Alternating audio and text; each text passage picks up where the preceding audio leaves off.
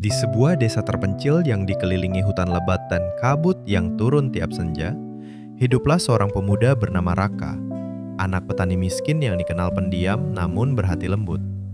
Sejak kecil, Raka terbiasa menyendiri, lebih suka mendengarkan suara angin di antara pohon bambu daripada keramaian pasar. Namun semenjak dewasa, ia mulai sering pergi ke pinggiran hutan saat malam tiba, ke sebuah pohon randu besar yang dianggap angker oleh warga. Orang-orang bilang pohon itu tempat bersemayamnya kuntilanak, arwah perempuan yang meninggal dengan dendam. Tapi bagi Raka, tempat itu justru menenangkan. Ia duduk di sana berjam-jam, memandangi bulan dan berbicara sendiri. Warga mulai khawatir. Ibunya pun sering menangis diam-diam, merasa anaknya sudah terganggu pikirannya.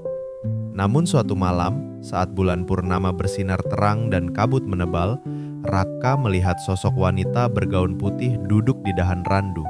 Rambutnya panjang menjuntai, menutupi wajahnya. Namun dari balik kabut, ia mengangkat kepalanya perlahan dan memperlihatkan wajah pucat yang cantik namun menyedihkan. Raka tertegun, tapi tak ada rasa takut, hanya rasa iba dan damai yang aneh. "Apa kau tidak takut?" tanya sosok itu dengan suara lirih seperti desir angin. "Tidak, karena kau tampak kesepian," jawab Raka. Perempuan itu bernama Sekar dan mengaku dulunya gadis desa yang meninggal saat malam pernikahannya karena dikhianati sang calon suami. Hatinya penuh luka, membuat arwahnya terperangkap sebagai kuntilanak. Namun entah mengapa, bersama Raka, ia merasa seperti manusia kembali. Sejak malam itu, mereka bertemu setiap bulan purnama. Raka duduk di bawah randu, Sekar hadir dari kabut, dan keduanya berbicara tentang hidup, tentang luka, dan perlahan tentang cinta. Raka tahu Sekar bukan manusia, tapi dalam keheningan malam dan cahaya rembulan, ia merasa hidup. Warga semakin resah karena Raka makin sering bicara sendiri. Tubuhnya semakin kurus dan matanya seperti selalu menatap dunia lain.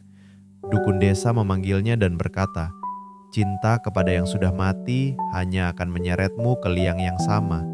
Tapi Raka tak peduli. Ia mencintai Sekar dengan kejujuran yang tak tergoyahkan. Hingga suatu malam Sekar tak datang. Raka menunggu hingga fajar menyingsing, tapi hanya angin yang menemaninya. Malam berikutnya, ia datang lagi dan Sekar muncul dengan wajah pucat lebih dari biasanya. Matanya basah, suaranya gemetar. "Aku tak bisa lagi menemuimu. Aku takut. Karena aku mulai menginginkan sesuatu yang tak seharusnya." Raka menatapnya bingung, lalu Sekar melanjutkan, "Aku ingin hidup kembali, Raka, tapi untuk itu aku harus mengambil nyawa." Raka terdiam, lalu tersenyum pahit. "Kalau dengan itu kau bisa bahagia, ambillah."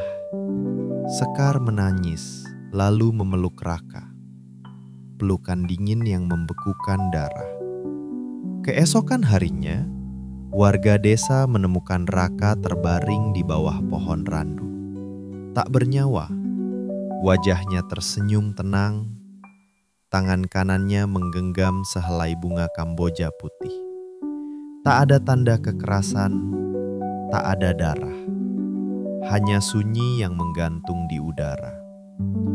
Ibunya menangis histeris, dan dukun desa berkata, "Dia memilih mati demi cinta yang bahkan tak bisa disentuh."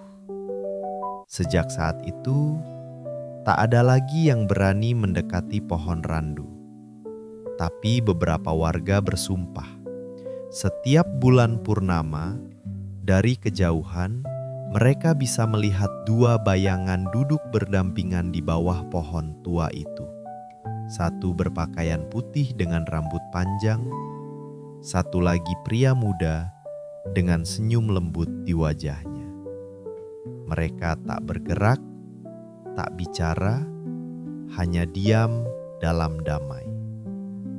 Legenda pun tersebar dari mulut ke mulut tentang pemuda desa yang mencintai hantu perempuan, tentang cinta yang melampaui batas dunia, tentang pengorbanan yang begitu sunyi namun dalam. Cerita itu diwariskan turun-temurun, menjadi dongeng yang diceritakan saat anak-anak tak bisa tidur. Bagi sebagian orang, itu hanya kisah hayal. Tapi bagi orang-orang tua di Sukasari, mereka tahu cinta Raka dan Sekar bukan legenda. Itu adalah takdir yang tertulis di antara daun-daun randu dan cahaya bulan. Cinta yang tak hidup, tapi juga tak pernah mati.